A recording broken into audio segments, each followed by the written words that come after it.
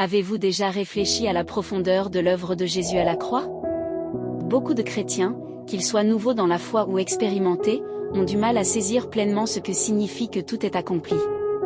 Nous nous demandons parfois pourquoi certaines prières restent sans réponse, ou pourquoi nous continuons à faire face à des épreuves malgré notre foi. La vérité est que la plénitude de l'œuvre de Jésus à la croix est souvent mal comprise. Aujourd'hui, nous allons explorer ensemble pourquoi l'œuvre de Jésus est totalement achevée et parfaite, et comment cette compréhension peut transformer notre vie ici-bas et notre destinée éternelle. Lorsque Jésus a déclaré « Tout est accompli », Jean 19 verset 30, il a fait bien plus qu'une simple déclaration, il a affirmé la complétude et la perfection de son sacrifice pour nous. Le mot grec pour accompli est « tetelestai », signifiant que tout a été achevé et que rien n'est à ajouter. Cette déclaration englobe la totalité du plan de rédemption, incluant la justification, la sanctification et la glorification des croyants. Jésus a payé le prix ultime pour nos péchés, et rien de plus n'est requis pour obtenir la rédemption. Beaucoup de chrétiens luttent encore avec des sentiments de culpabilité ou se demandent s'ils doivent faire davantage pour mériter le pardon de Dieu. Cependant, la vérité est que le sacrifice de Jésus a parfaitement satisfait les exigences de la loi et la justice divine. Dans Hébreux 10 verset 14, nous lisons « Car par une seule offrande, il a amené à perfection la sanctification pour toujours. » Cela signifie que nous sommes complets en lui, et que rien ne peut nous séparer de son amour ou de sa grâce. En 2 Corinthiens 5 verset 21, Paul écrit « Celui qui n'a pas connu le péché, Dieu l'a fait devenir péché pour nous, afin que nous devenions en lui justice de Dieu. » Jésus a accepté de devenir péché pour nous, non pas qu'il ait péché, mais qu'il ait pris notre place en tant que pécheur. Cela signifie que la grâce que nous recevons n'est pas simplement une indulgence, mais un échange profond où nous recevons la justice de Dieu en échange de notre péché. Cette réalité est plus que théorique, elle a des implications profondes pour notre vie quotidienne. En devenant péché, Jésus a non seulement pris sur lui le poids de nos fautes, mais il a aussi enduré la séparation temporaire d'avec le Père, ce qui est l'essence même de la mort spirituelle. Il est allé jusqu'à cet extrême pour nous offrir une réconciliation complète avec Dieu, afin que nous puissions être pleinement restaurés dans notre relation avec lui. En effet, à travers ce sacrifice, nous sommes non seulement pardonnés, mais nous sommes également positionnés dans une relation de paix et de communion avec Dieu. Cette notion de devenir péché nous révèle la profondeur du sacrifice de Jésus. Non seulement il a pris notre place en termes de peine, mais il a aussi porté le fardeau de notre nature pécheresse pour que nous puissions participer à sa nature divine. Comme il est écrit dans 1 Pierre 2 verset 24, lui-même a porté nos péchés en son corps sur le bois, afin que, morts au péché, nous vivions pour la justice. Cette transformation radicale est au cœur de notre nouvelle identité en Christ. Nous sommes libérés du poids du péché et nous pouvons maintenant vivre en pleine communion avec Dieu, en étant constamment affermis dans la vérité que notre péché a été pleinement expié et que nous sommes maintenant déclarés justes devant lui. Le fait que Jésus ait accepté de devenir péché pour nous a également pour conséquence une réconciliation totale avec Dieu, un aspect crucial de l'œuvre accomplie à la croix. Cette réconciliation n'est pas simplement une amélioration de notre relation avec Dieu, mais une transformation radicale de notre statut devant lui. Avant le sacrifice de Jésus,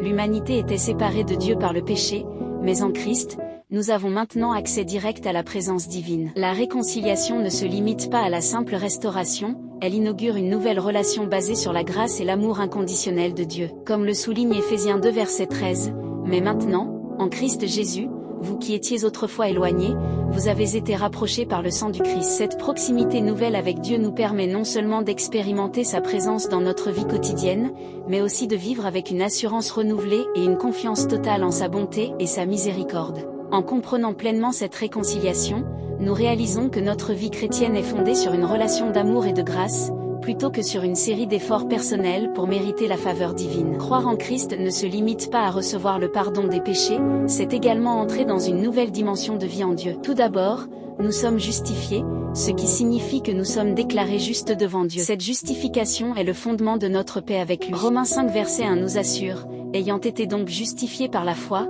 nous avons la paix avec Dieu par notre Seigneur Jésus-Christ. » Cette paix n'est pas un simple sentiment, mais une réalité profonde qui nous permet de nous approcher de Dieu sans culpabilité ni honte. En outre, nous avons reçu une nouvelle identité en Christ. Nous ne sommes plus définis par nos erreurs passées, mais par notre nouvelle nature en lui. Galates 2 verset 20 déclare, « J'ai été crucifié avec Christ, et si je vis, ce n'est plus moi qui vis, mais Christ qui vit en moi. » Cette nouvelle identité nous permet de vivre une vie de victoire, non pas par nos propres forces, mais par la puissance de celui qui a tout accompli pour nous. En comprenant ce que Jésus a accompli pour nous, nous réalisons que notre vie chrétienne est marquée par la victoire. Ce n'est pas à travers nos propres luttes que nous triomphons, mais parce que Jésus a déjà remporté la victoire à la croix. Nous vivons une vie de victoire parce que nous sommes plus que vainqueurs en celui qui a combattu pour nous. Comme il est écrit dans Romains 8 verset 37, mais dans toutes ces choses, nous sommes plus que vainqueurs par celui qui nous a aimés. Nous avons accès à une force et une résilience qui transcendent les épreuves que nous rencontrons. Cette victoire se manifeste dans notre quotidien, même lorsque nous faisons face à des défis. Nous avons la certitude que, quelle que soit la situation, nous ne sommes pas seuls, Jésus est avec nous, nous soutenant et nous donnant la force nécessaire pour surmonter chaque obstacle et ce qu'il a accompli pour nous, nous comprenons que rien ne peut nous écraser. Nous vivons une vie chrétienne de victoire non parce que nous avons combattu, mais parce que nous sommes plus que vainqueurs grâce à ce que Jésus a combattu pour nous à la croix. Nous sommes appelés à vivre cette réalité, en étant conscients que nous sommes des héritiers de la victoire acquise par Christ. N'oublions jamais que notre identité en Christ est inébranlable et que les circonstances de la vie ne peuvent pas changer cette vérité. Merci d'avoir regardé cette vidéo. Dans notre prochaine vidéo, nous explorerons en détail les avantages du salut et comment cette compréhension peut transformer notre quotidien. Abonnez-vous pour ne pas manquer cette exploration enrichissante et partagez ce message pour encourager d'autres à comprendre pleinement ce que signifie vraiment être sauvé. Que Dieu vous bénisse abondamment.